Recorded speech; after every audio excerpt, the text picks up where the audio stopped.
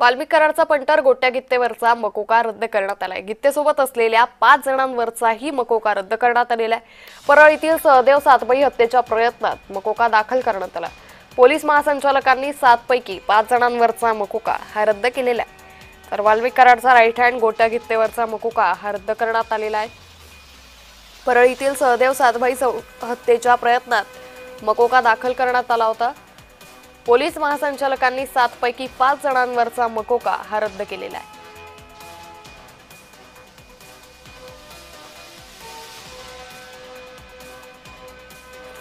गोट्या गित्तेसोबत असलेल्या 5 जणांवरचाही मकोका रद्द करण्यात आलाय।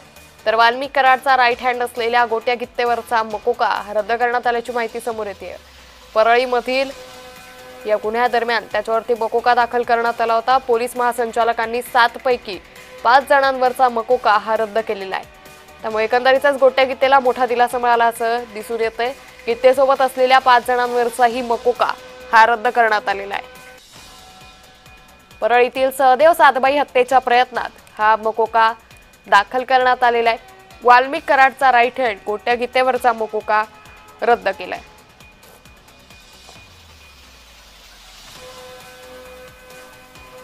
तर वाल्मिक कराडचा राईट हँड गोट्या गित्तेवरचा मकोका हा रद्द करण्यात आलेला आहे। त्यामुळे गोट्या गित्ते याच्या संदर्भात ही मोठी अपडेट सध्या समोर येते। वाल्मिक कराडचा पंटर गोट्या गित्तेवरचा मकोका रद्द झालेला आहे। गित्तेसोबत असलेल्या 5 जणांवरचाही मकोका रद्द करण्यात आलेला आहे।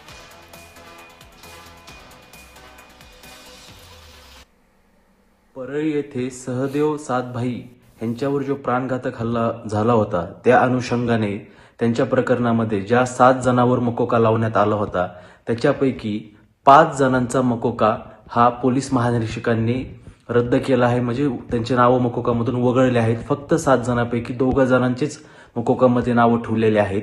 विशेष बाब व आश्चर्याची बाब अशी आहे की ज्या 5 जणांचे मकोकामधून नाव वगळले आहेत त्याच्यामध्ये गोट्या गीतेचं नाव पण वगळलेलं आहे।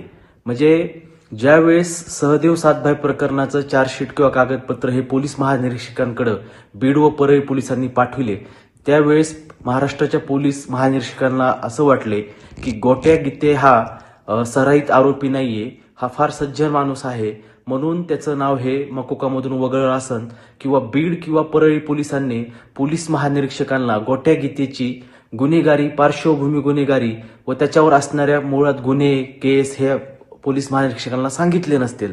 ह्या 2 बाब असतील। पण गेल्या 4 दिवसापूर्वी अंबाजोगाई कोर्टामध्ये चार्जशीट दाखल झालेला आहे सहदेव सातभाई प्रकरणातलं।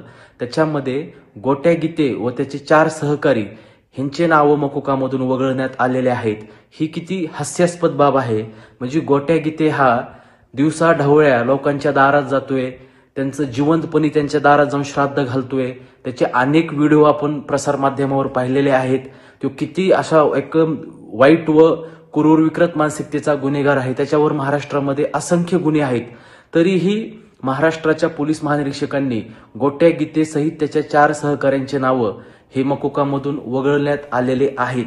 तरी मी हात जोडून सर्वसामान्य जनतेला विनंती करतो की आपण सर्वांनी ह्याच्यामध्ये आवाज उठावा, प्रसार माध्यमांनी पण ह्याच्यामध्ये आवाज उठावा व जे काय अंबाजोगाई कोर्टामध्ये चार्जशीट दाखल झालेला आहे सहदेव सातभाई प्रकरणात त्याच्यामध्ये कोणत्या अनुषंगाने गोट्या गीते व त्यांच्या सहकार्याचे नाव मकोकामधून वगळलेले आहेत आपण त्याची सर्वांनी।